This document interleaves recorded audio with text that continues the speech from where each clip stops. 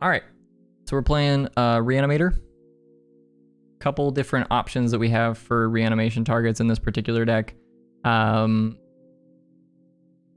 Mostly just like toolboxy kind of Reanimator. It's very similar to Legacy Reanimator. You usually have like the 4 copies of the best threat to reanimate. And then there's like a couple like silver bullet cards that you can still reanimate to sort of pull yourself ahead in the game. So I do think that Archon of Cruelty is probably the best non-legendary creature to be reanimating in Modern. Grief is a solid creature that can just be played in the mid game. Priest of Fell Rites and Persist are 8 ways to actually reanimate creatures. Priest of Fell Rites being worse of the 2 options.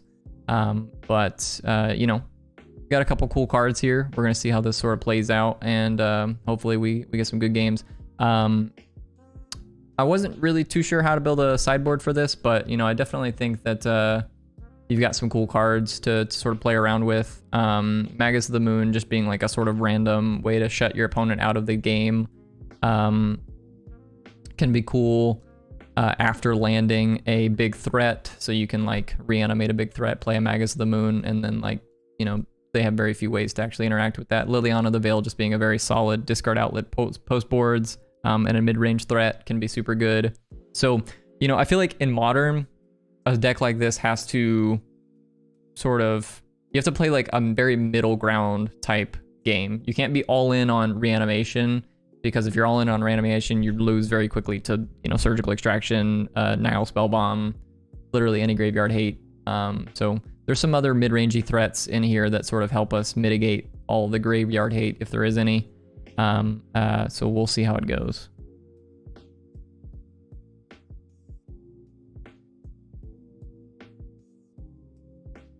So we're on the play. This hand plays a turn 2 Ashen Rider with a Grief. So I would say this is a keep. So I think I'm gonna start on Grief my opponent, and then Thoughtseize myself if they don't have anything. Reason you have to do it in this particular order is because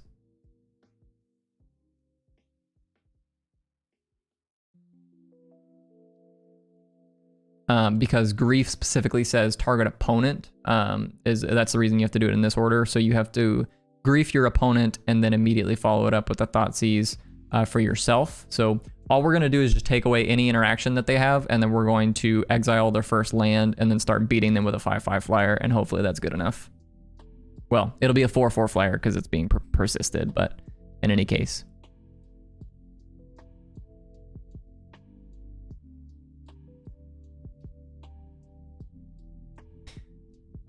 I think the only relevant card they have here is a Kaya's Guile, so I'm going to take that one.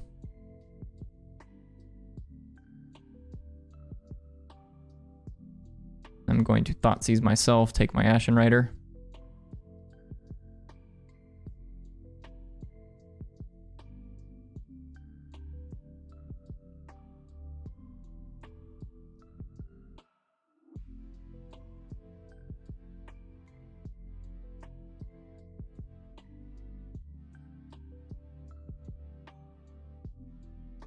And then the only card that they can really draw here that gets them out of this spot is going to be a Force of Negation. So we'll just see. Persist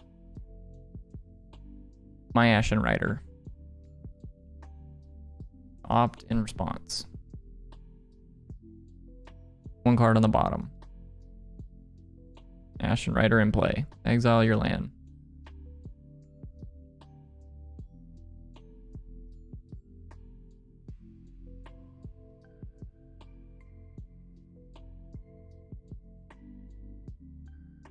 Okay, so they found another Watery Grave. I'm gonna go ahead and play out my Priest of Fell Rites, and I'll play out this land, and we'll go ahead and get in for 4. Priest of Fell Rites can reanimate the Grief, It's also just like technically insurance against an edict effect, although I suppose we know about the fatal push in their hand. I still think it's correct to play out the Priest of Fell Rites and the land that turn, because Priest of Fell Rites obviously has an unearth ability, so if we get to 5 mana, we are going to get to reanimate the Priest. One major downside of this deck, obviously being that, you know, once you get your big threat into play, at least in Modern, there's not a ton of ways to actually, you know, like pull yourself ahead. Like I said, Archon is like definitely the best one, but we reanimated an Ashen Rider in this particular scenario, so we might be getting Kaya's Guild here. Draw Persist. Okay, they're gonna go ahead and Esper Charm us in our draw step, and that's pretty a-okay with me. Like, there's actually not very much reason for them to do that. You just shouldn't give the Reanimator deck random discard outlets. It's just not correct. I mean, I get that I'm going to 0 cards, but now I have an Archon in my graveyard, so any Persist that I draw here or any land just gets me closer to the Priest. Okay, so we're going to 4, so they must have Cryptic. They're probably putting my Ashen Rider back in my hand if I had to guess.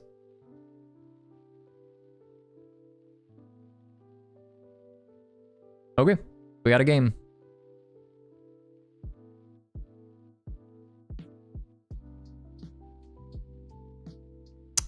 So at this particular point, any Snapcaster Mage or Kaya's Guile, it's pretty bad for us.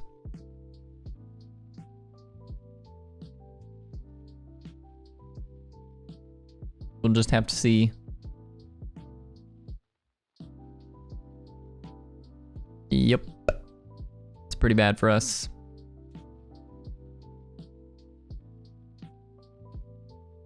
Yeah, I would have to imagine this is like maybe our worst matchup. Like in Modern, I think this might be our absolute worst matchup.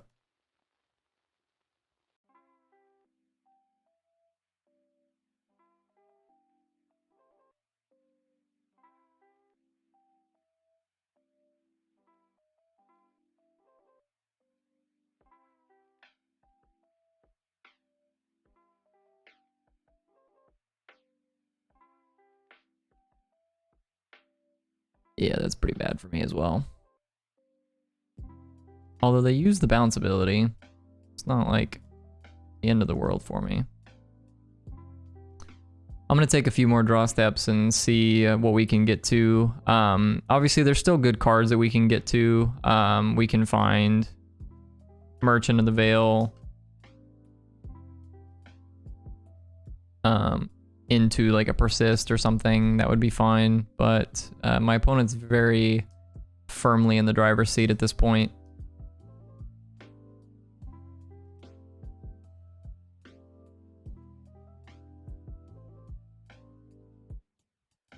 Yep, I'll pack it into the Teferi. So this league will be much, much faster than the last one.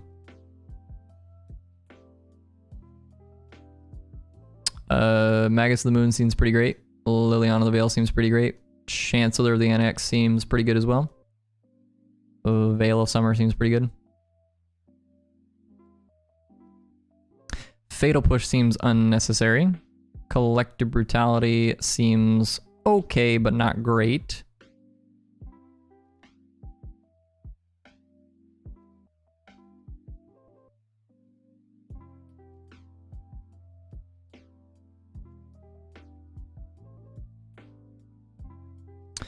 So it's some variation of these threats. That's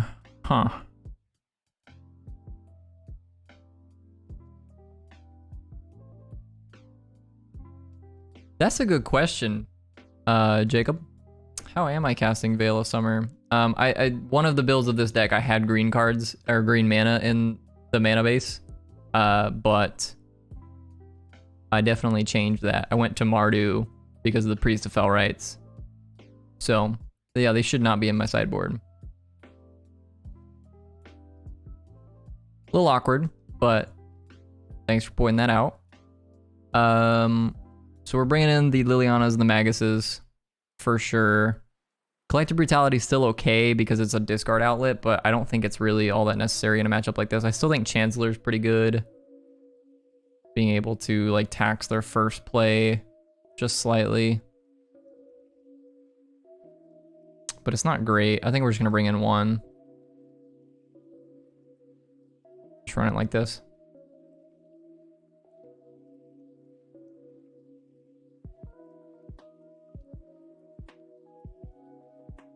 Yeah, I'll keep this hand. It's a little slower, but it has a Thoughtseize to interact with their hand, and we have a Merchant to discard the Archon.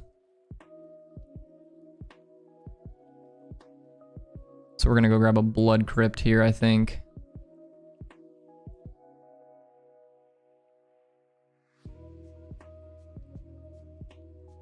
And we'll Thoughtseize them to start. Okay.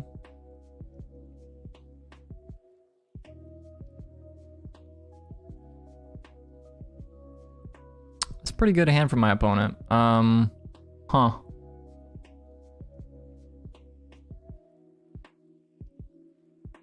Spell Snare is very good against our deck.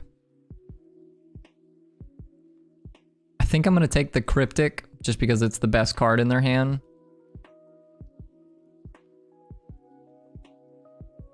And hopefully they don't have any other way to pull ahead after taking that. So I'm going to go ahead and haggle.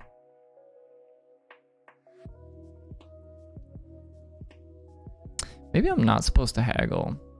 I'm going to go ahead and haggle. Just discard the Archon. Ransack the Lab. Next turn we get to play a Merchant of the Veil, which is fine.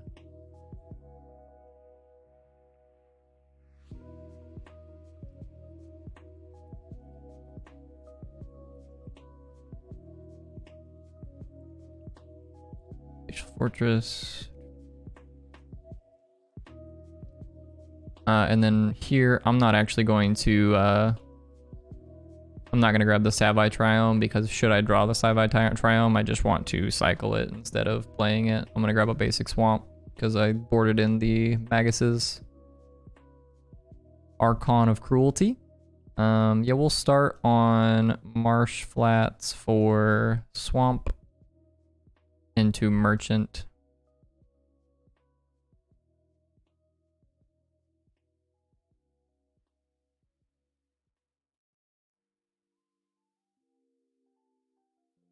Probably gonna eat a counterspell. That's fine. Did in fact trade for a counterspell. So they have 5 cards in hand. We know about counterspell and spell snare. Unmarked Grave is not the best draw.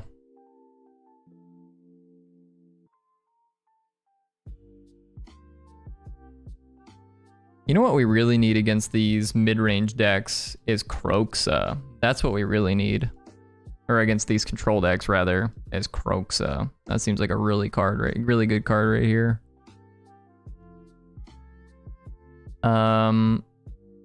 Let's Ransack the Lab. They're probably going to spell snare this if I had to guess. Okay. Definitely taking the Thoughtseize. We'll Thoughtseize them. They're probably just going to counter this if I had to guess.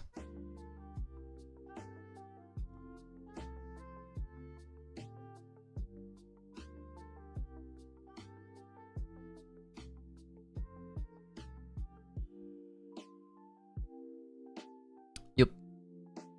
Play out my Godless Shrine and pass the turn.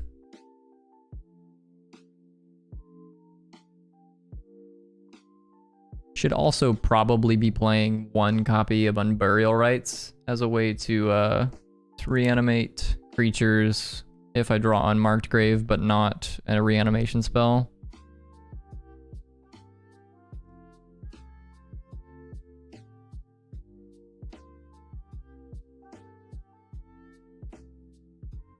I'm just hoping that they actually spell snare this, but no luck there.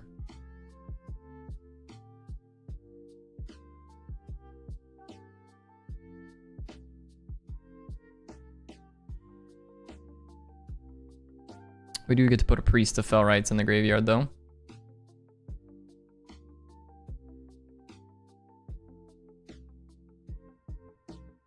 Feels like a Kaya's Guile.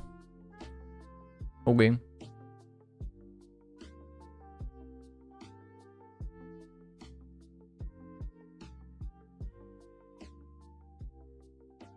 I getting guiled?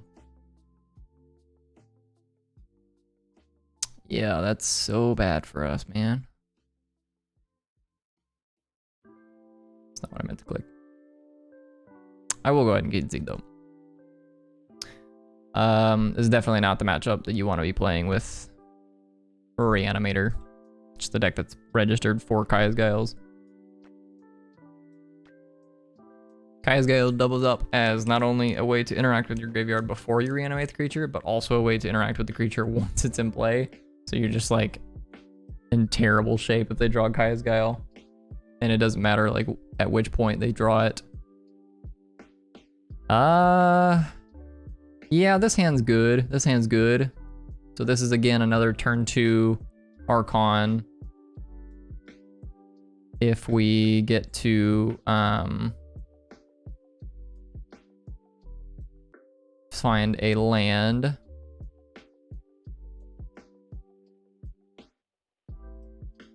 I'm gonna go ahead and haggle first, discarding the Archon.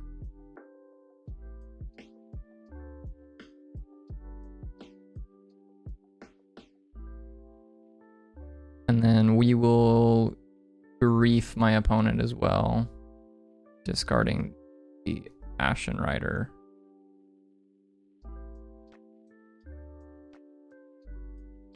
Okay, they're playing Obosh with red-green stuff. Okay, I'm gonna take their Arbor Elf. I don't know. I don't know exactly what they're doing. This is like the Blood Moon deck. Of course, they draw a second elf, so now their life is great. We just need a land. Underworld Cookbook was not what I was hoping for. I'm going to Thoughtseize them and take their pillage, because if they pillage us, we're in terrible shape.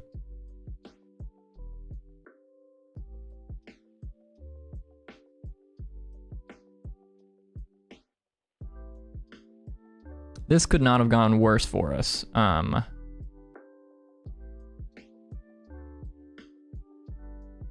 If we had found a land, or them just not having an Arbor Elf, we would be very far ahead right here.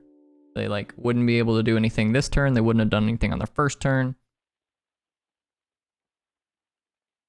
Now they get to do something on the first turn and their second turn. And of course they found a Magus of the Moon. Man, this is a rough beats. So we gotta find one of our 2 basic swamps.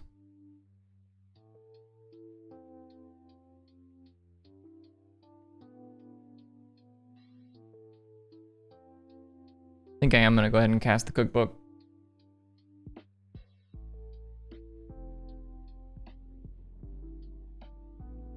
My opponent's draws have been very good.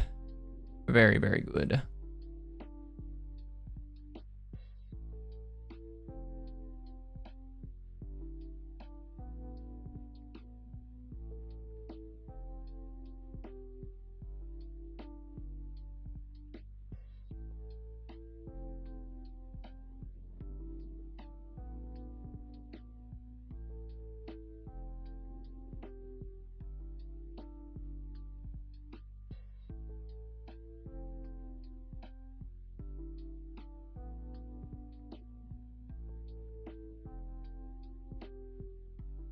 Yeah, this is unfortunate. Man, my opponent just had the most absurd draws right there.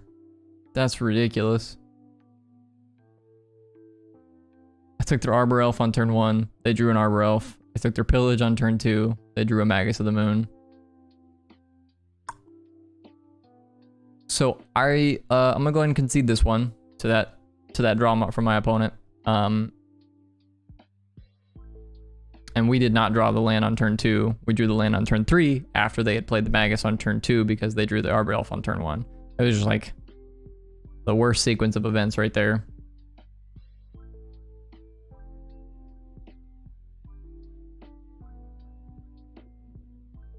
I am going to go ahead and play Chancellor of the Annex in this matchup.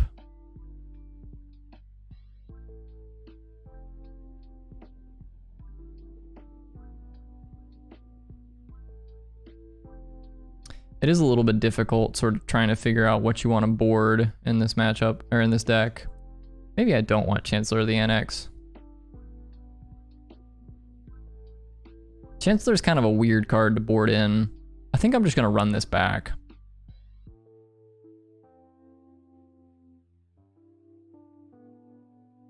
And then, like, I have to imagine that our deck is just, like, fast enough to beat their mid-range draws most of the time.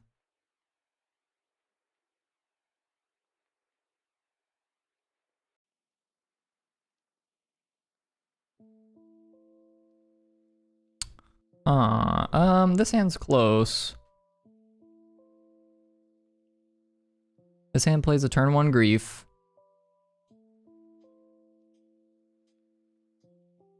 Hey, Sunweb Kid. I appreciate the follow. This hand plays a turn 1 Grief plus a turn 2 Ransack or Brutality. So, oh, hey, Roger. Yeah, no, I stream every now and again. I haven't in a while. I just, you know, MH2 coming out. I've just really been psyched about playing new cards, so I figured I'd stream it. So, appreciate you tuning in. I think I'm going to keep this hand, but it's close. We don't have a threat or reanimation spell, so I'm hoping to draw one in either the top 3 to put in the graveyard and then a reanimation spell off this, or something off the Merchant in the Veil, so.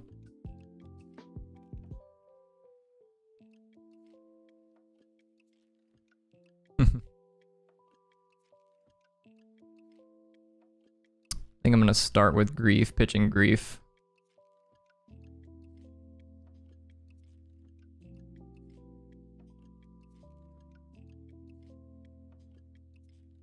Okay, so my opponent's on Veil of Summer, Relic of Progenitus, Lightning Bolt, Bone Crusher Giant, Arbor Elf. So if we take the Relic, they don't have any way to interact with our graveyard. If we take the Arbor Elf, they don't have any mana, really. I think it's gotta be the Relic, though. It's really the only thing that makes sense. We're just gonna take the Relic.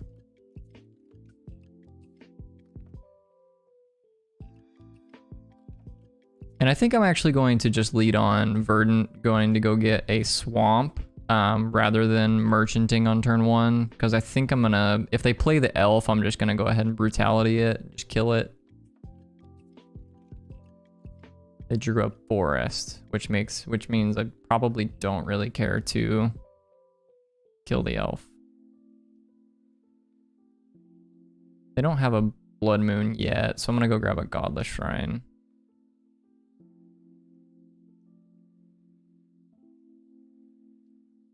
And I'm gonna lead on. Yeah, I'm gonna go ahead and Brutality for 2 modes. Let's just take our value while we can get it. I'm gonna take their Veil of Summer, kill their Arbor Elf, and they can't do anything on turn 2. This obviously gets a little bit awkward if they draw some way to interact with our graveyard.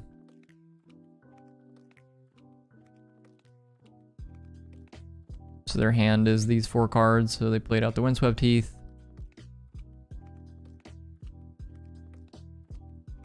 Priest of Fell Rites is good. I think I'm gonna...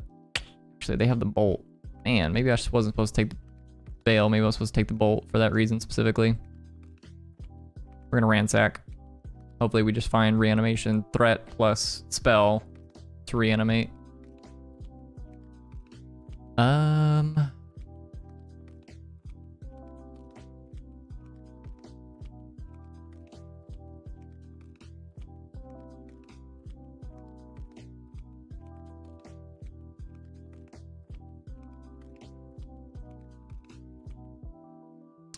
Yeah, I'm gonna take the swamp here because it feels like this game is gonna become like I'm gonna play the priest, they're gonna bolt the priest or stomp the priest, and then I'm gonna have to unearth the priest to then reanimate something out of my graveyard.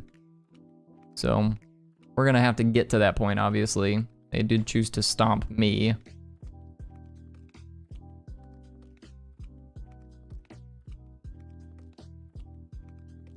They're gonna play their Bone Crusher Giant.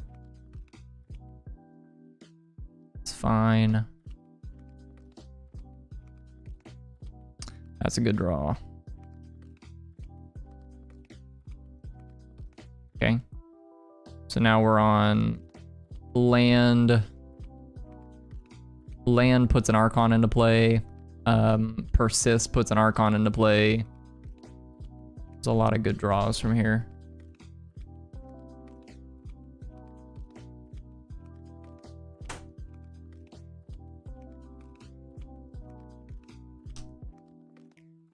They're choosing to shock. Probably means that they have a Blood Moon.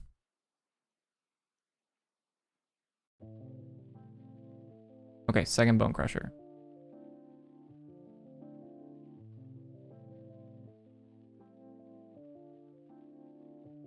Man, tap land.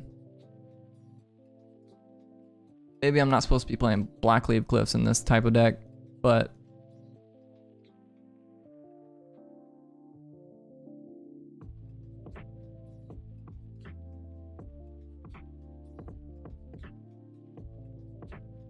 they're holding an Emrakul and they played a land. So we're gonna get to put a Archon of Cruelty into play next turn.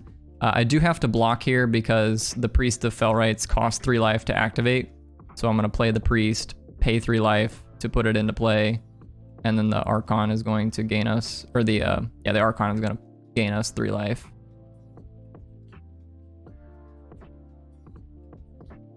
So you sacrifice your Giant, discard a card, I gain 3 life, draw a card.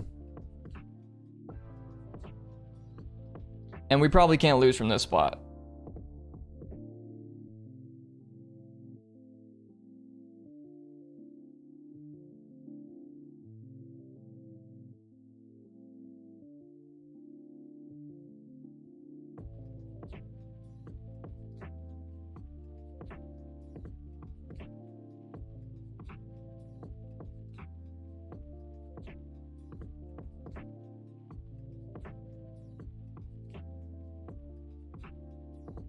The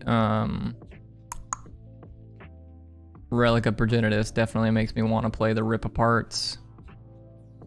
But it's a little awkward because they are a Blood Moon deck, and Rip Apart doesn't do anything against Blood Moon in my particular build because I didn't register a basic Plains. Should probably be basic Plains in this deck, but it's not a ton of white cards. You're only playing the 4 priests.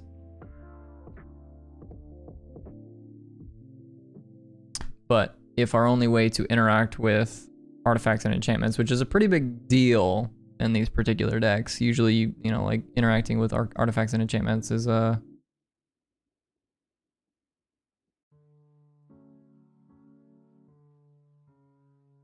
wonder if this is correct. Just like bring in the Chancellors, bring out the Griefs. Chancellor is like 1 turn faster than Grief. Interacting on turn 0.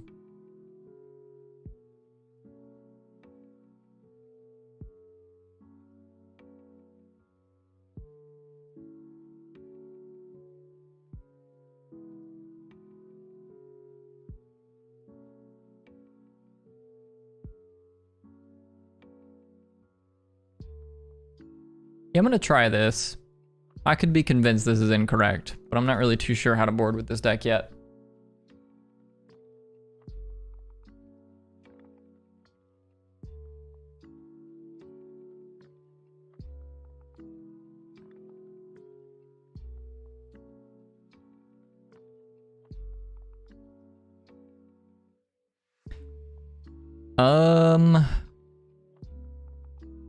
I need a discard outlet. but this hand does have a Fatal Push. I think I'm gonna keep this. We got a Fatal Push and a Chancellor as points of interaction, but we need a discard outlet. So if I draw any way to discard anything on this first turn, then we're in good shape. They're choosing to fetch a stomped, or a tapped Stomping Ground.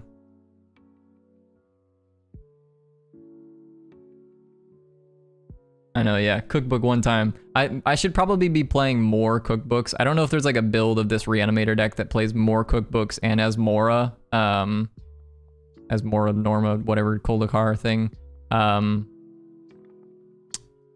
There might be a build of this deck that does that. But I just went more heavy on like the discard spells and Fatal Pushes as interaction. I think I'm gonna grab, I do need a red source. So I'll grab a Savai Triome. And I'm probably Fatal Pushing this thing. Yep, third Persist is not what we wanted to see. We don't need another reanimation target. Maybe I'm supposed to move to hand size. I think I'm moving to hand size, and I'm just going to Fatal Push my opponent's creature in their upkeep.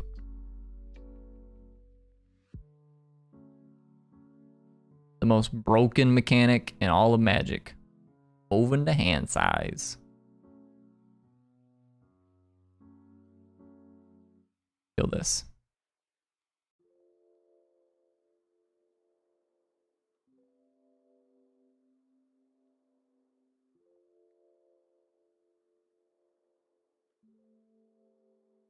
Is this a Magus? Please be a Magus. Pillage. Okay, it's not ideal, but it's okay. I'm gonna play Bloodstained Mire, because now if they have another Pillage, they can't get me.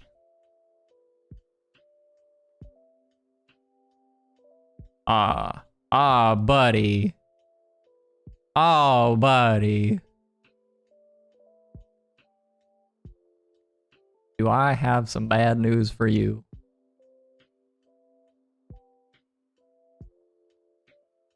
The fourth Persist. This is where they surgical me and I get absolutely mega punished. I am terribly sorry, sir. But your Clothis was just a little bit too late to the party.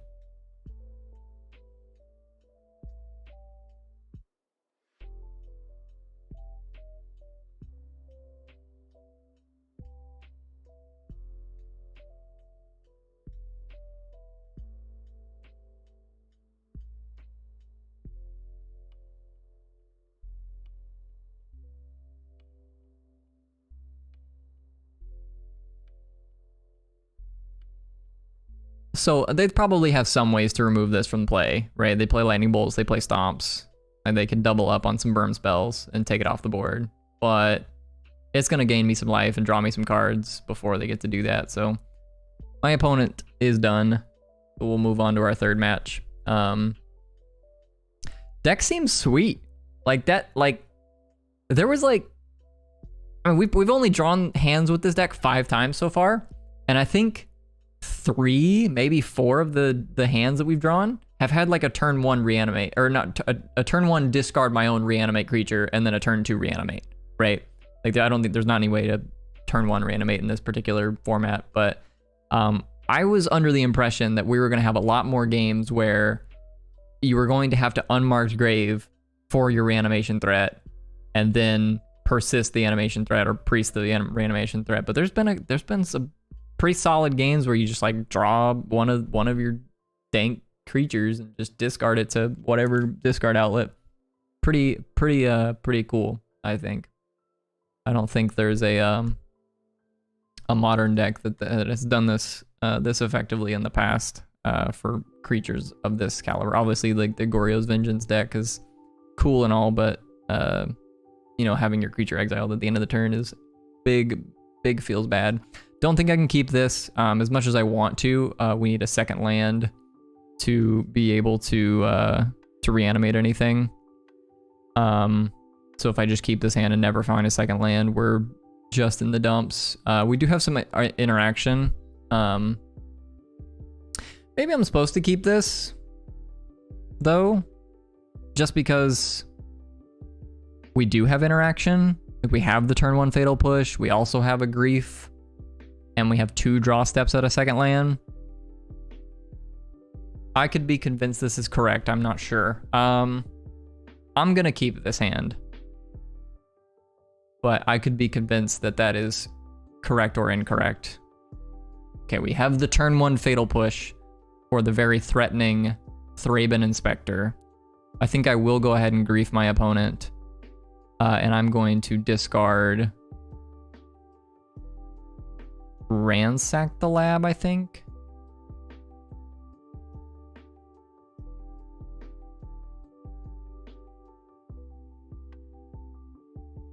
Yeah, I think I'm going to discard Ransack the Lab.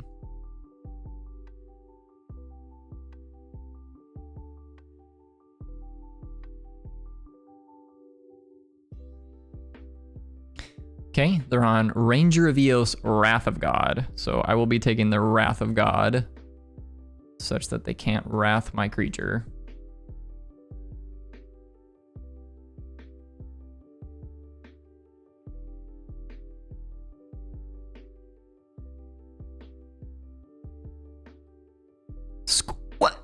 What? Squadron Hawk? That's so powerful. How am I supposed to beat this card?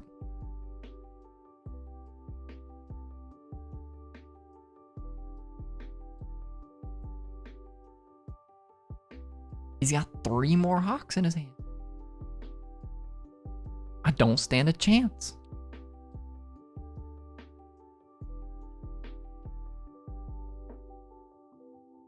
I'm gonna go grab a Blood Crypt, I think. I think we play more...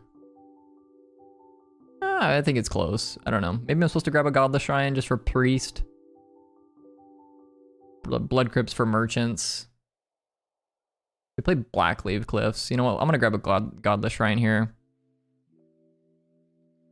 And I will Collective Brutality for 2 modes. And I will drain them for 2, give a creature -2/-2. And we'll cast it like this. I'm going to go ahead and kill one of their Squadron Hawks. Terrifying as it is.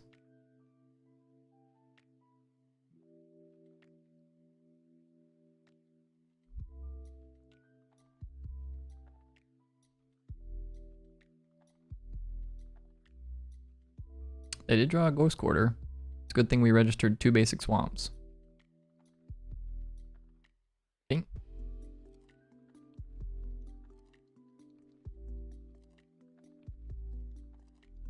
Flame Archon. Definitely feels like this deck could be playing Path to Exile, so you know, it's not just game over by playing an Archon here.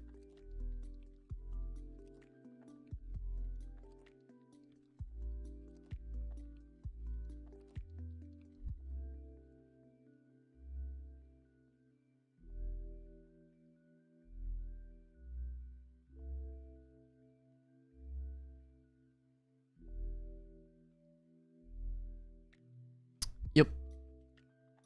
Cast a Ranger. So they discarded a Squadron Hawk and they sacrificed the Thraben Inspector last turn.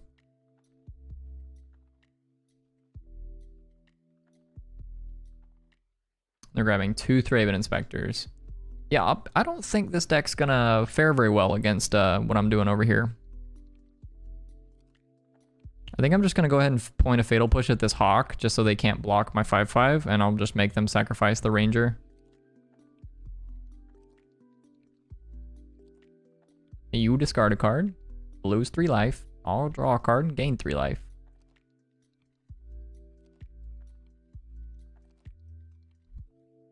Yep, and I think that's my turn.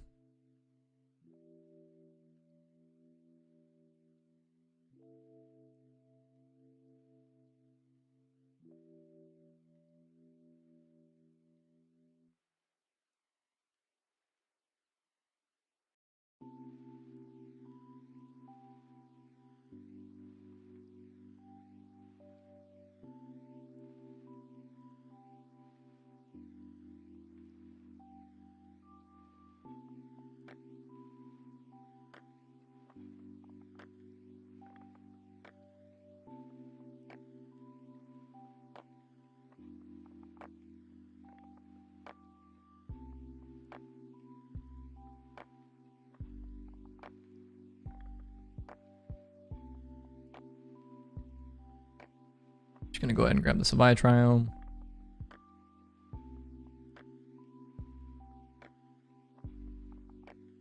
Untap and attack for 5, and unless they have any point of interaction here, they're just dead to this attack. They lose 3 life to the attack trigger. They basically have to find Path to Exile exactly here.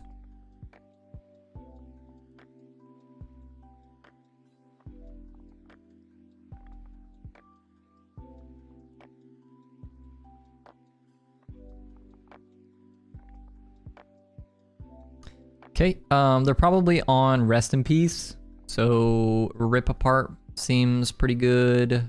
Grief still seems quite good against their deck. I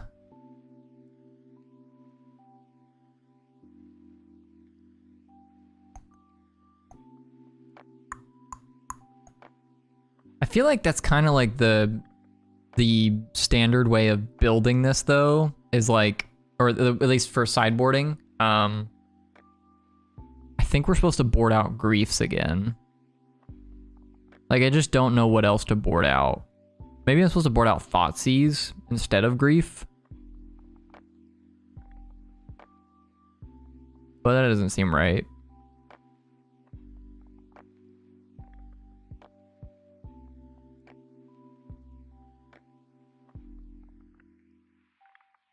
I'm going to board these in, and I'm actually just going to board down on Fatal Pushes. Rip Apart kind of serves both roles, destroy target creature or destroy target artifact or enchantment in this particular matchup. It's not like, I'm not super worried about it. My opponent's playing Raven Inspector Tribal. Yeah, I'm going to keep this, but this hand's not great.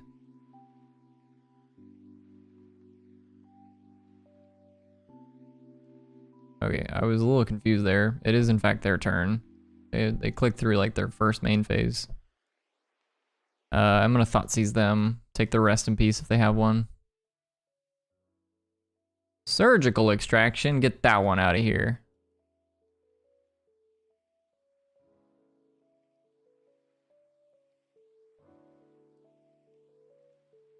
They drew another Flagstones.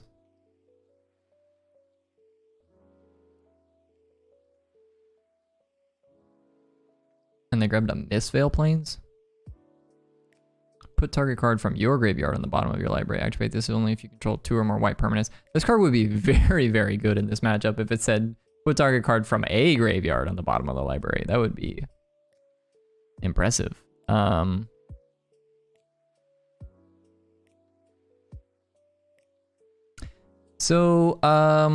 think I'm going to take a somewhat interesting line. I'm going to go ahead and Unmarked Grave for just another target.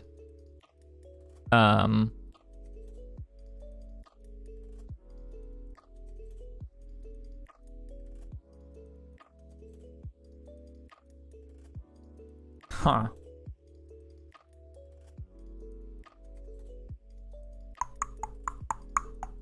In my head, I was going to have one more mana than I do. Should have talked through this line before doing it.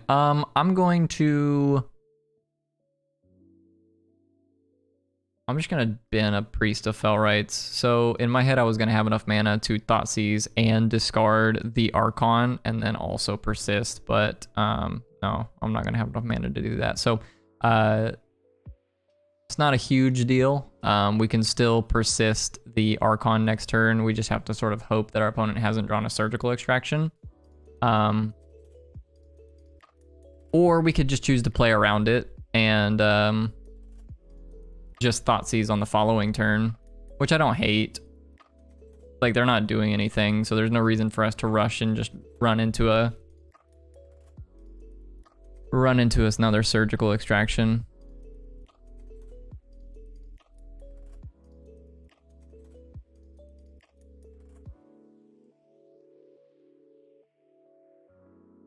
I'm gonna go ahead and do it. I didn't come here to wait around.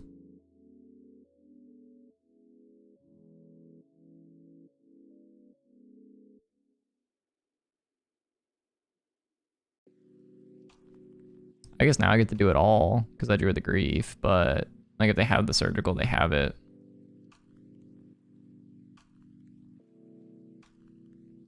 Exile the Thoughtseize. Grief you.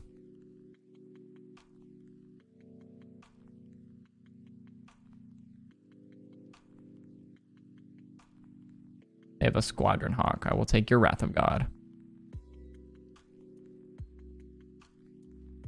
Swamp Persist, my Archon.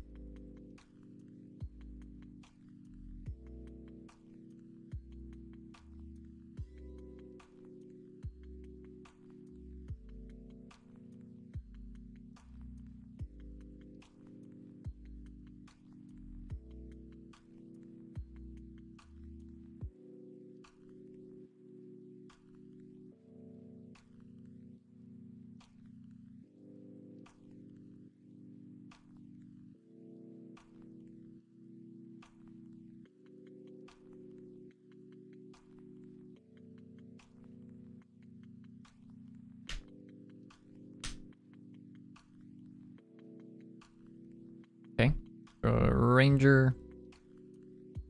Probably gonna go grab 2 Thraben Inspectors like they did last time, if I had to guess. I don't know if they have any like random one of bullet targets. Okay, they grabbed a Martyr of Sands, that's fine. Oh, maybe they're on like the new Martyr list. Like, yeah, there's like a couple new Martyr cards that you can play with Modern Horizons 2, but I think the answer to the question of does this make Martyr playable is still no.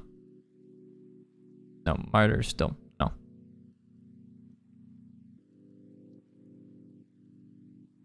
So I'm gonna go ahead and play the Merchant of the Veil and just play a tapped Godless Shrine.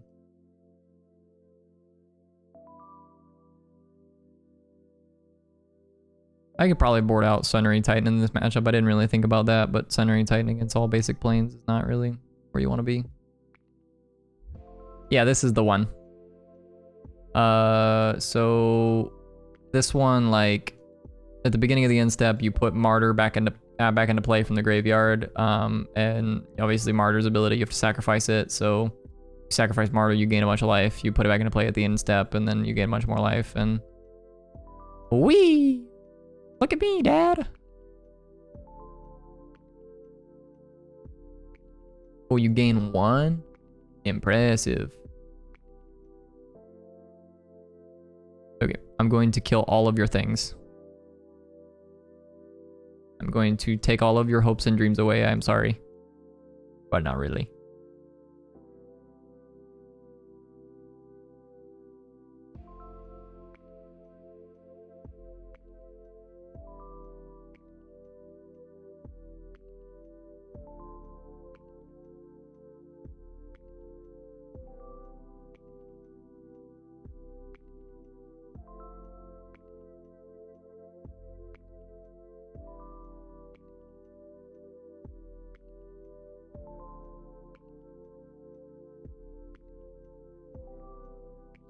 Starting to get headphone hair.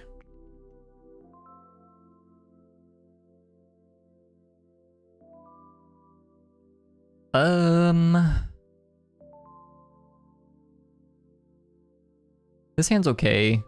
We have a discard spell and a reanimation target,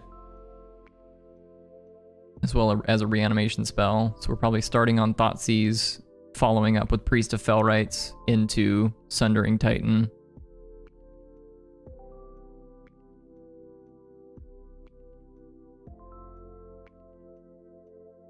Yeah, we're going for that 4-1, dude. I honestly do think like probably one of this deck's worst matchups has got to be that Esper control deck that we played in round 1. So, you know, it feels like this deck is pretty powerful. You just kind of have to dodge counter spells and you're fine. I mean, all the discard spells are a pretty good way to play around counter spells. Okay, so they're playing some affinity stuff. So if they go turn 1 Tangle Bridge, okay. I'm just gonna take their Bauble, because it's the actual only castable card that they have in their hand, and I think it's probably gonna stunt them on mana enough to just give me more than enough time to put this Sundering and Titan into play and beat them with it.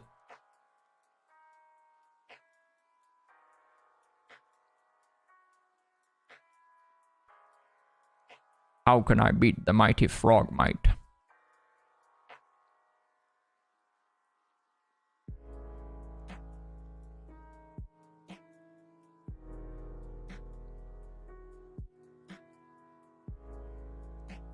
I don't even really know if I want to put a Sundering Titan into play. Like, it just blows up my own planes, but yeah, it'd be all right. It's a 7/10.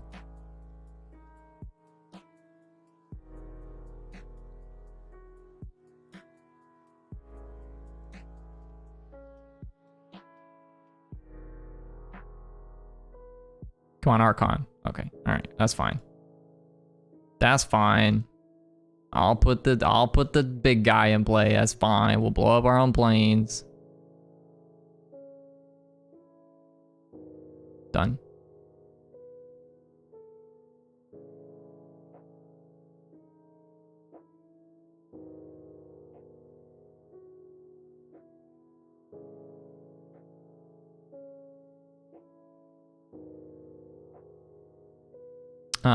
I did decide to not cycle through another Merchant of the Veil.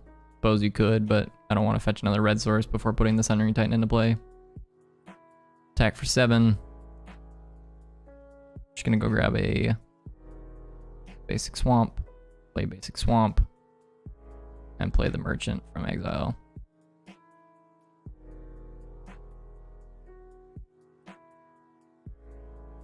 Through a Darksteel Citadel, so they've got 2 affinity, 2 artifact lands. These ones, I'll be honest, like, this is cool, like, it's neat, but this is not modern playable. As being a tapped land for artifacts is way too cute.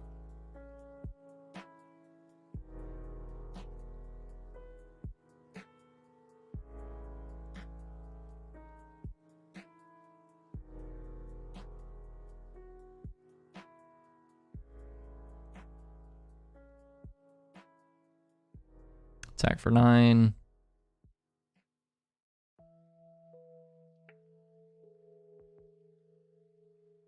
And I'm gonna go ahead and fetch a Godless Shrine and grief my opponent.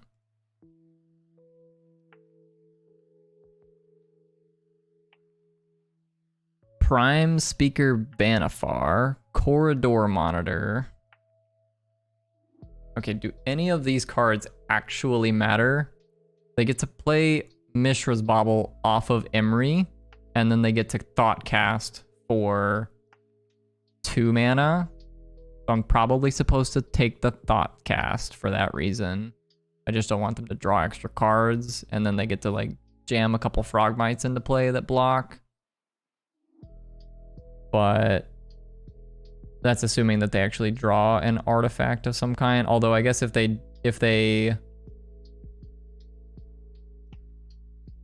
maybe I'm supposed to take the Corridor Monitor. This is kind of awkward because they get to, okay, so they get to go activate Emery, put Bauble into play, crack Bauble, play Corridor Monitor, which untaps Emery, use Emery to then cast Bauble again out of the graveyard.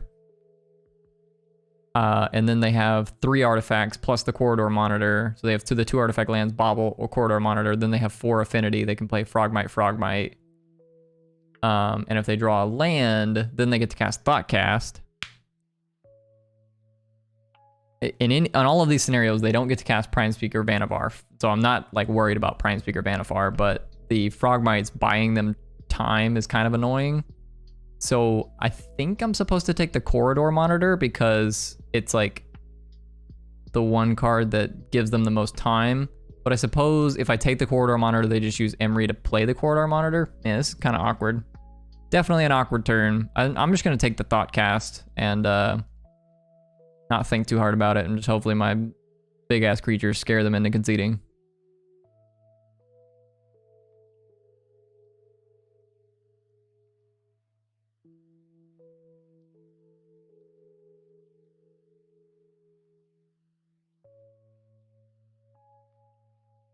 Okay, Bauble.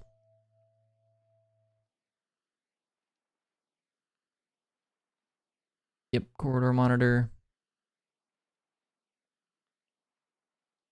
Untap the Emery. Does Emery say player cast? You may cast that card this turn, so you can't play Darksteel Citadel. Frogmite, Frogmite.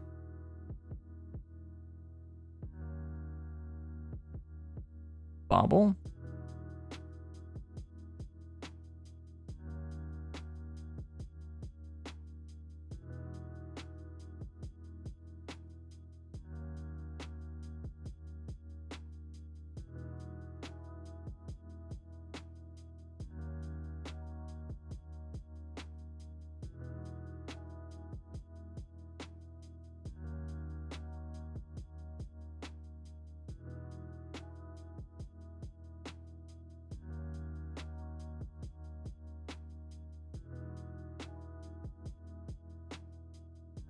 I'm gonna attack, see how they block, and then I'm probably going to end up fatal pushing the Emery this turn.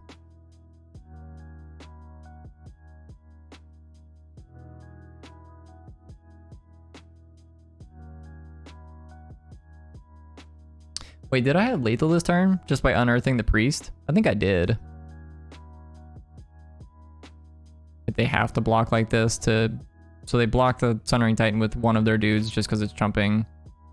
Yeah, I had lethal with the priest. That's a little awkward. But not a huge deal.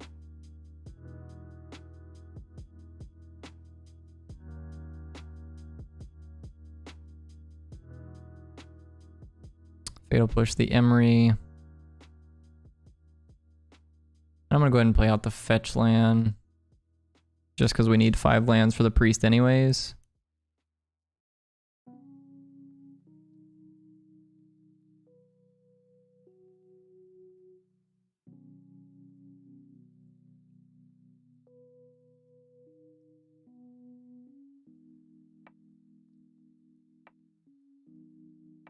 Okay.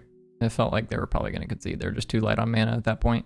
They got to do some cool stuff last turn, but not having the Emery in play means they don't get to do really anything. Okay. What do I want in this matchup? They're playing mostly like, it's like green and blue cards and like colorless stuff. So I probably want the Ancient Grudge for sure. And then like maybe the Maguses.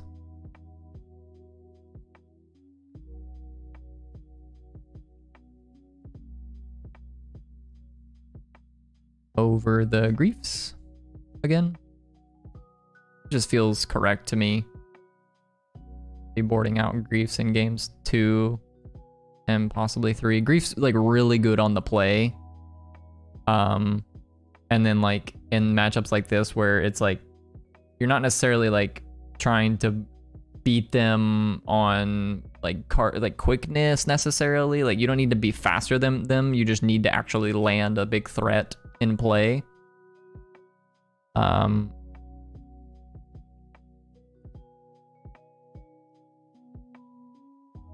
So yeah, I'll bring in 1 Rip Apart, the 2 Maguses and an Ancient Grudge. And we'll run it like this. Might be correct to it might be correct to actually take out some of the Thoughtseizes and play 2 more Rip Aparts, but I think that's okay. I'll keep this hand off the back of Ancient Grudge. My opponent is mulligan to 6 and already to 5. Very quickly, not having 2 great hands. Mox Amber. Mishra's Bauble Emery. Repeal. Okay. Repeal. Concede. Oh, that was a joke. No concede. Okay. So this is a turn 3 reanimate. If I want to not interact, I still get to interact with Fatal Push this turn, which is good. So we go turn 2 Priest into turn 3 Unmarked Grave for a threat. Let's go ahead and grab a Blood Crypt. And we'll shock in a Godless Shrine. Go black, white for Priest of the Fell Rites.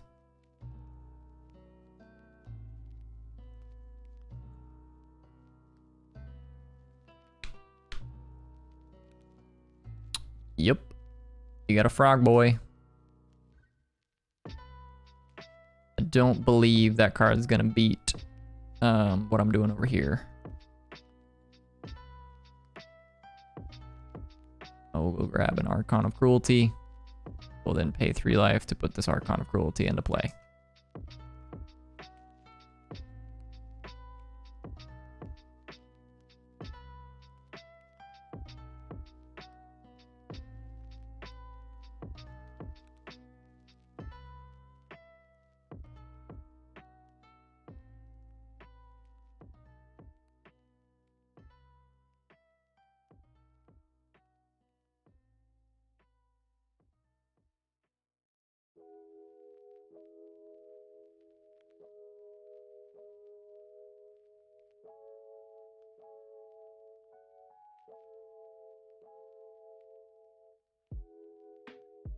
Okay.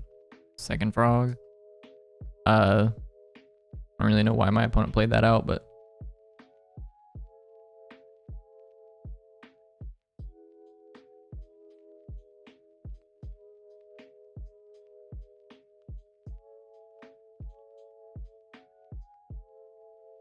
okay.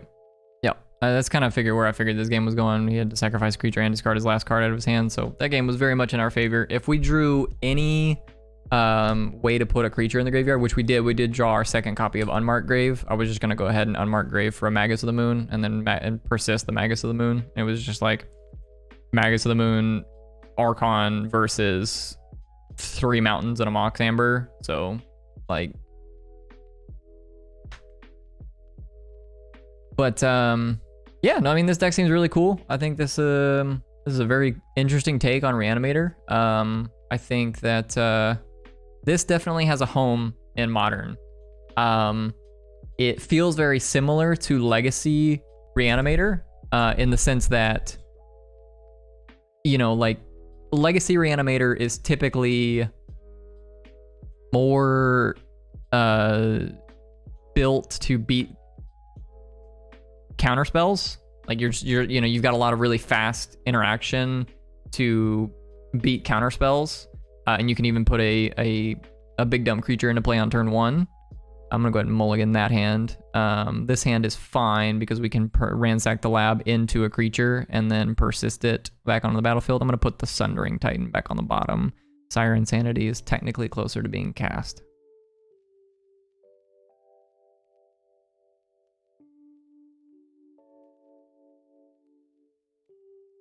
My opponent's playing blue cards. Okay, this is a Persist deck, or not a Persist deck, a Prowess deck, rather. So we're gonna go ahead and Blackcleave Cliffs, Fatal Push the Prowess creature. Fatal Push is obviously an absurd draw right there. This is definitely, like, this is one of the reasons why I really think a deck like this is powerful, because against specifically the other aggro decks in the format, like, there's finally a combo deck in Modern that is just faster than Burn is. Like we're playing a Reanimator deck that is like consistently just faster than what they're doing. We're gonna put a big dumb creature into play on turn 3, and I don't think they're gonna be able to deal with it. That's only assuming that we actually find a big dumb creature off this Ransack the Lab, which we did not. So we still get to put one into play though, because we get to Thoughtseize ourselves and Persist it next turn, which is not like terrible. We are going to take probably a pretty big chunk of damage this turn, but Thoughtseize losing 2 life and then we're gaining 3 off the Archon is still pretty good. We also get to eat a creature in that scenario. You can also choose to just Thoughtseize the Sire of Insanity and put that back into play if you think that's a reasonable line. You know, I would imagine that that's not going to end up being the line we take, but it could be.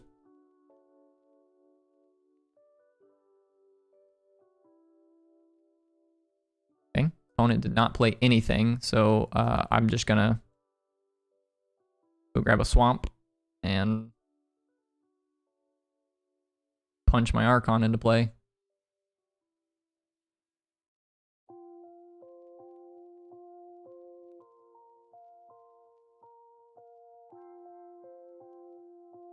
And my opponent will have to discard a card, sacrifice one of their creatures. I will gain 3 life and draw a card.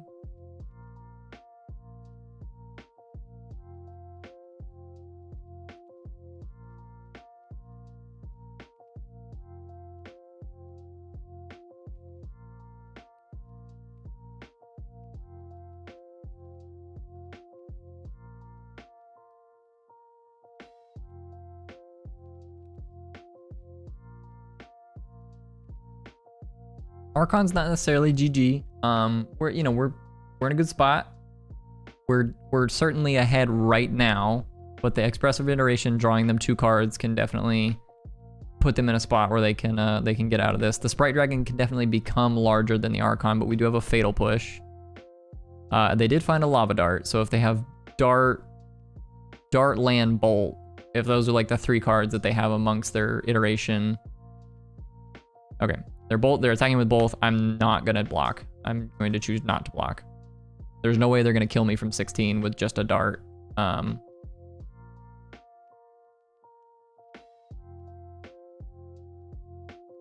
bolt me. That is fine. This card is effectively countered just by the attack trigger of Archon.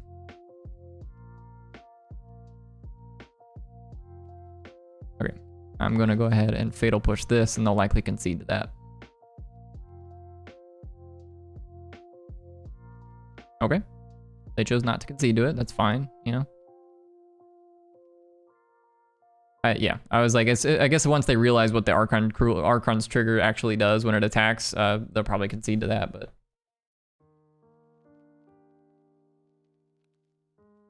so Chancellor seems pretty good against the deck that just wants to jam a 1-mana spell into play on every single turn 1.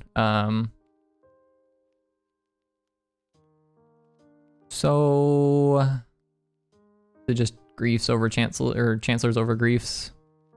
Sundering Titan's not very good in this particular matchup, so I'll put a Grief in over Sundering Titan. Perhaps Sire of Insanity is not also that great. I think Ashen Rider is still pretty good, but like having a somewhat higher density of reanimation threats and boarding out 2 of them for, you know, these Chancellors, I think is reasonable. So we'll board like this. Archon seems messed up. Yeah, no, I agree. I definitely agree. I mean, like, I think it's questionable what the best non-legendary reanimation target is in Modern before they printed MH2, but then they spoiled all the reanimation cards, and everybody was talking about, oh, we're gonna build Reanimator, but what are we reanimating? You know, like nobody really knew what we were gonna reanimate, and then they printed Archon, or they spoiled Archon, and it was just like, this card's great. It's not legendary. We get to persist it. This card's absurd.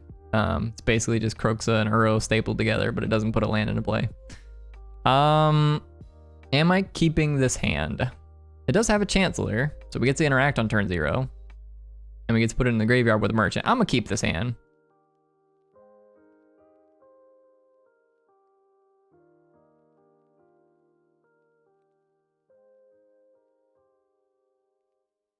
It's always interesting to see how your opponent chooses to play their turn 1 whenever you reveal a Chancellor or the Annex, because they either end up throwing a card in the bin because they only kept 1 land, so they spend their 1 mana to just put their card in the bin because they know they need the 1 mana to play a card next turn, or they choose to just play a tap land and they play their 1-drop next turn for 2 mana. It does look like my opponent may have kept a 1-land hand, and they're choosing to dart me. I will play a Blackcleave Cliffs and pass the turn. Got a Fatal Push.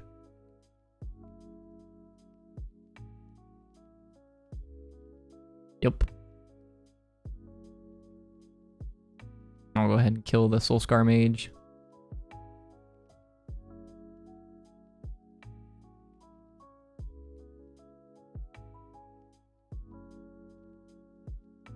I'm gonna play. Blackcleave Cliffs here.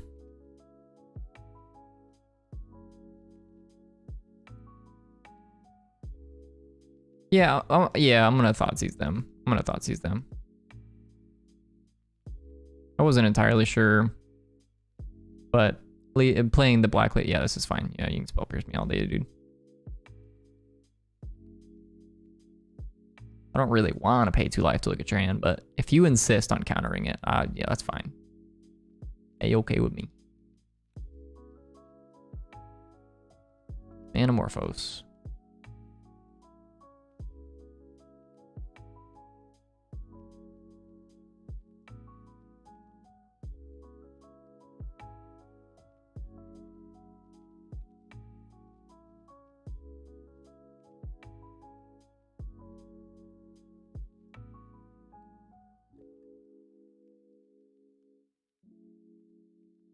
About to get Davided. I hope not, dude.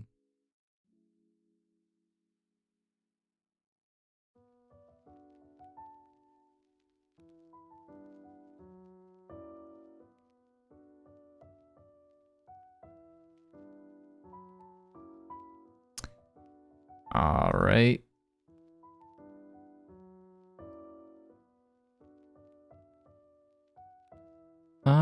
Am I supposed to... Yeah, I think I'm supposed to... haggle now. Second Thoughtseize.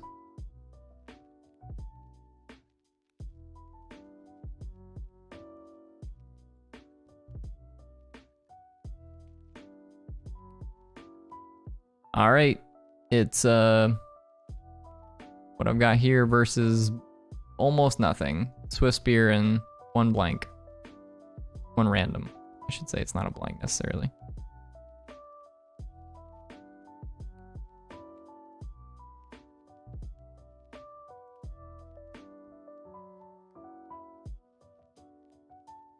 I'm gonna go ahead and play a Grief.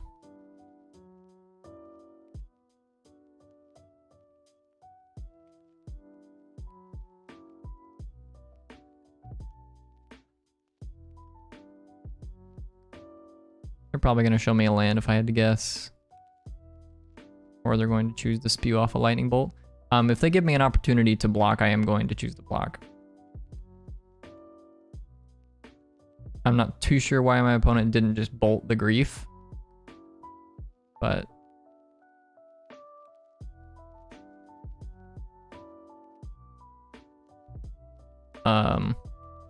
okay, they do have a dart in the graveyard.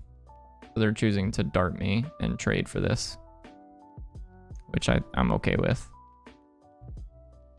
So we do have good draws here. Fatal Push is a fine draw. Persist is a fine draw. That's not one of them. So I'm gonna choose to play out Merchant here instead of the Grief, because we know they don't have any cards in their hand, and I would like to activate the Merchant next turn if possible.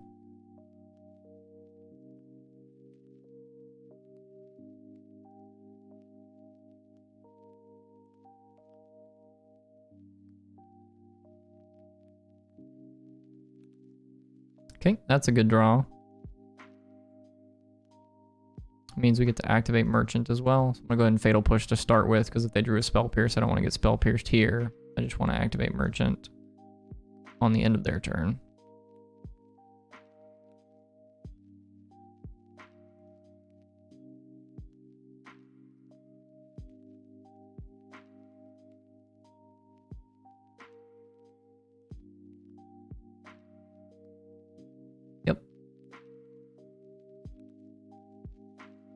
No attacks.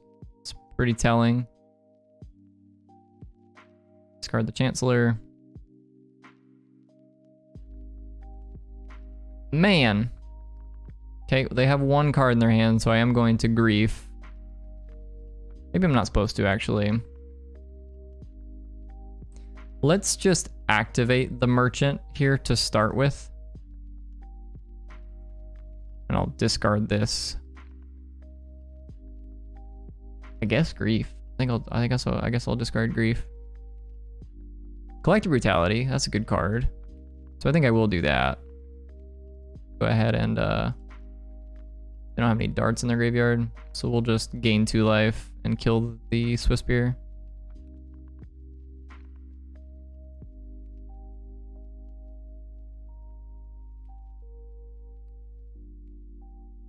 Hopefully this means they don't have anything. Kind of felt like they didn't have anything, but I suppose they could have had a Spell Pierce there. Pass through their attacks without darting or bolting. They would have attacked with the Swift Spear if they had a dart or a bolt. So we can still get there. We can still draw a Persist off of the Merchant. Man. It's unfortunate.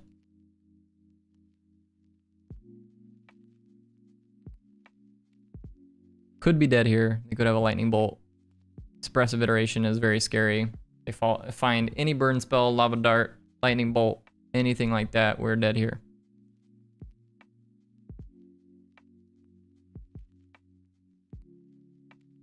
Exiled Scalding Tarn.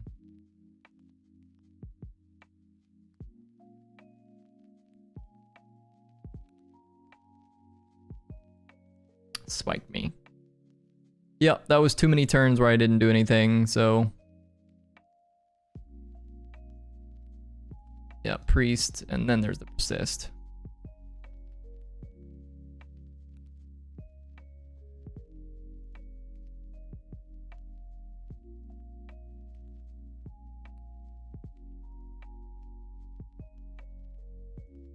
Maybe I want the Liliana the Veils in this matchup.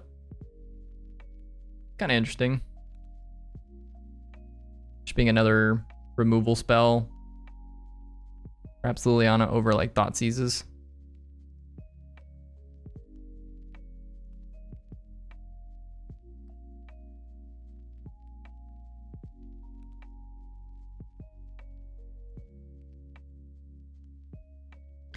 Not entirely sure. Maybe I want Thoughtseizes over Griefs.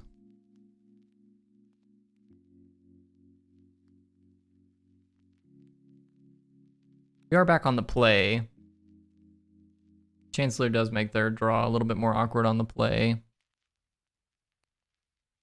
We'll do something like this. I'm just gonna like run it through just to see. Like Thoughtseize is kind of awkward because it loses you 2 life, obviously, but you still want some density of discard spells to jam through your guys. Whew, this hand is close, man. If I had a second land instead of this merchant, I would snap keep this. Or even if the swamp was a Blackcleave Cliffs, I think I would snap keep this too.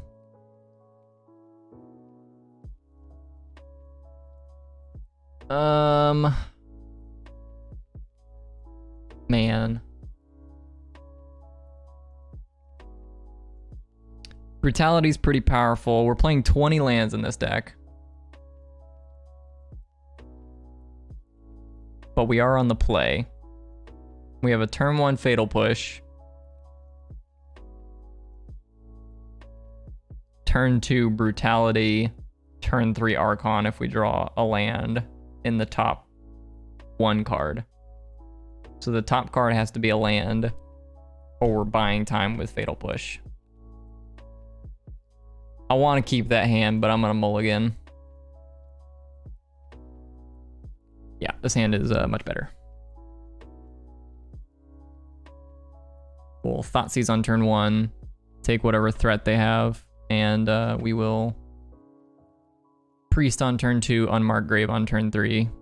And I think I'll put the Ransack the Lab on bottom.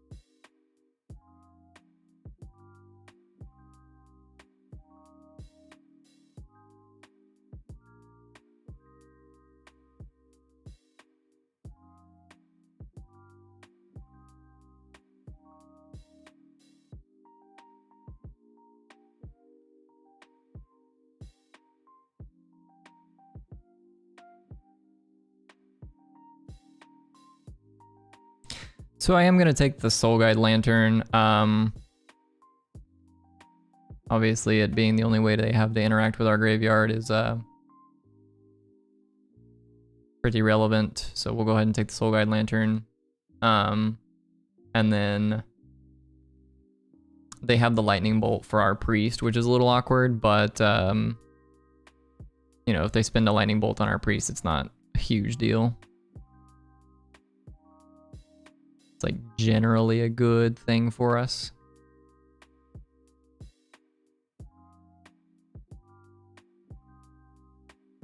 Maybe I'm supposed to Ransack the Lab this turn, actually.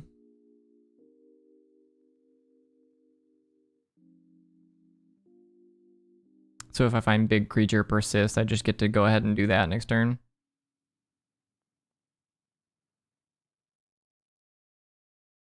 Let's do that. Give me a Persist.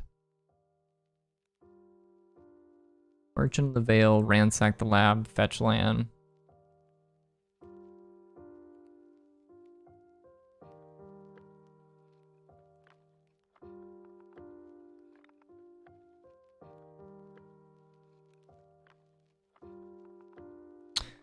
Do I take the fetch land to guarantee Liliana on 3, or do I take the Ransack to hopefully run back the same line that I had last turn? I think I'm going to take the fetch land and guarantee the Liliana. Saying it out loud, I think I convinced myself that Liliana is just a better threat in this particular matchup. Yeah, it's like Ransack the Lab's not like a great card. I'm only playing 2 copies of Ransack the Lab, so it's not like the best card, but I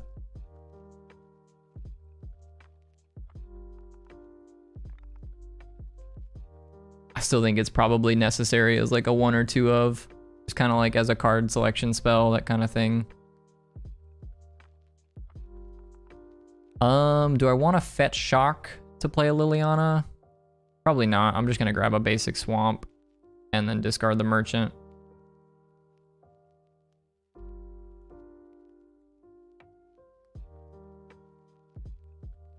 Ooh. Got me with the Spell Pierce off the top.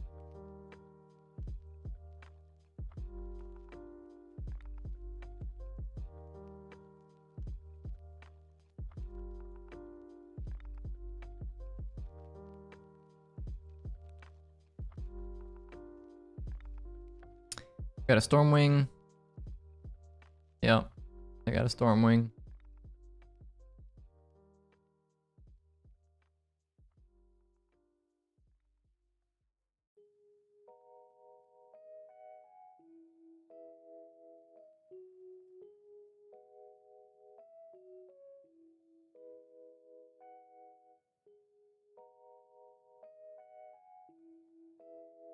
So I think this turn, I'm gonna go Priest, Shock, Unmarked Grave for Archon. And then if they bolt the Priest... let me think about this for a second, actually. So they're holding Lava Spike, Lightning Bolt. So I'm effectively at... So they're dealing with 6, and then I'm taking 3 from this. So I'm going to 9. So I actually can't Shock. I cannot Shock. If I Shock, I die.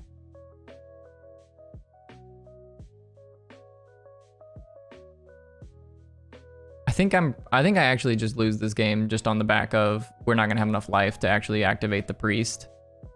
We need to draw exactly Persist in order to stay in this game. Because Lightning Bolt, Lava Spike is gonna deal us too much damage here. Man. It feels like we're gonna go to we're gonna have a 3-2 in this league, which is a little unfortunate, but I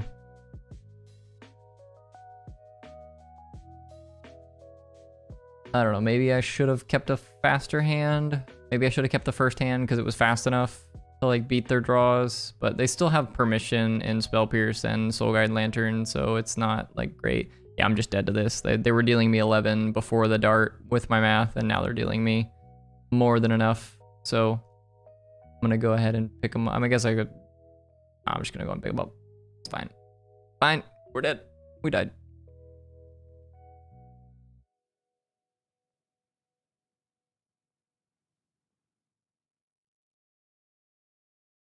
Am I gonna get to draw my next card? Cookbook. Cookbook's pretty good in this matchup, actually. I mean, like, I say that. 3 mana, gain 3 life.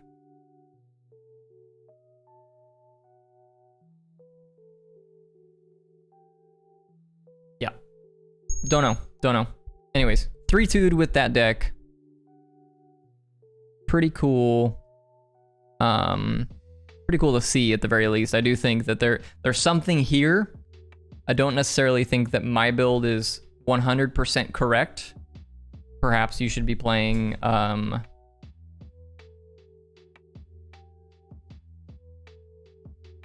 don't know, actually. Maybe more Underworld Cookbooks in general, over something else, and like more as Mora Norma. You know, the new card. The one with the name that nobody can pronounce. This one. If you go kind of more like discard based with like maybe some madness cards, I don't know if necessarily you need to go madness, but you know, something along those lines with Asmora Norma.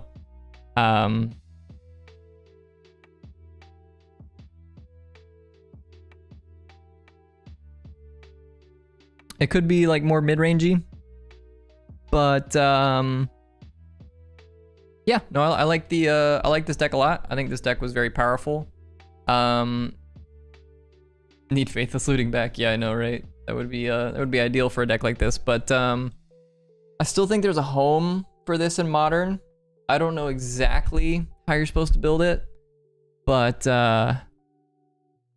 it's definitely powerful. It's definitely powerful. Archon of Cruelty was very impressive every game we had in play. Had it in play. There was one game that we reanimated a creature and we didn't win, and that was against Esper Control in round 1. And that matchup seems horrendous.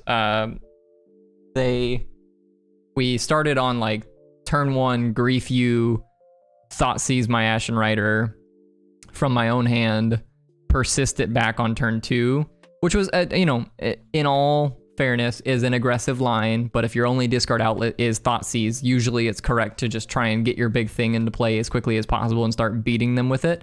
And my opponent fell to 4, so if our reanimation spell was Exhume, they would have died, because they would have taken 4 more damage across the 4 additional hits, because this gets -1/-1 counter whenever you persist it back. So it's like, you know, these things are not free. Persist is not free. -1/-1 counter comes up every now and again, right? But it was still pretty powerful in that scenario. My opponent did sort of misplay. They had like a fetch land in their hand, and they had a Watery Grave, and they played the Watery Grave instead of the fetch land, which is kind of weird. Grave Titan seems like it should be in the deck somewhere. You certainly could play Grave Titan. Maybe like that's more correct than like Sundering Titan. You definitely could probably fit a Grave Titan in here. I considered building the mana base with like Urborg and Cabal Coffers as a way to just like randomly have enough mana to cast some of these threats, but it's kind of narrow. I think you need, so if you have 3 lands with Urborg, so if you have 5 lands and 2 of them are Urborg Cabal Coffers, then Urborg Cabal Coffers makes a total of 5 mana, but it takes 3 to activate the ability of Cabal Coffers. So then you're left with 2, so you go to 7. So you need 6 lands before you can even start casting Archon. But 5 lands, you know, like if you're mid-range, like if you sort of like go more in a mid-range route, and you know, make Grave Titan your reanimation target of choice. I don't think it's over Archon. I think this is like the choice. But if you throw in like 2 copies of Grave Titan and you go more mid-range, you could throw in a Cabal Coffers if you wanted to. It's just so bad. It's so bad when you just draw Cabal Coffers. So I don't necessarily think that is technically correct. Upon further against Esper. Yeah, no, you probably could do something like that. It's hard to say. Esper is such a good matchup against you, because like Kaya's Guile does everything against this deck. It just like exiles your graveyard, it eats your one dude in play. You know, they can technically Kaya's Guile you with your Grave Titan trigger on the stack. So yeah, I don't know. It's close. You're probably right though. Grave Titan would be a better threat against exactly Esper. So you should probably have some number of Grave Titans. The sideboard, don't even like ignore the sideboard. When I built this deck originally, I had green in here, and then I realized that we needed Priest of the Fellright, so I went white for Mardu. So I cut the green, and these just somehow ended up in the sideboard still. So ignore the Veil of Summers. The rest of the cards seem pretty fine. I think Chancellor Annex is solid. Liliana the Veil is probably okay. I think if you want to board Magus, you probably need to have a basic Plains in here, because you need to could run Pack Rat in the board as a hedge. I don't hate it. I feel like there's like I don't know. Pack Rat's okay, yeah. You could do some, like, there's like Grief now, but Grief is a 4-mana enchantment. There's like Arguel's Bloodfast too, the 2-mana enchantment that draws cards. There's a couple things you could do for sure. I don't know. It's a cool shell for sure. I think I'm gonna go ahead and tuck this one away for now. And I don't know if I have another deck I want to play tonight or not.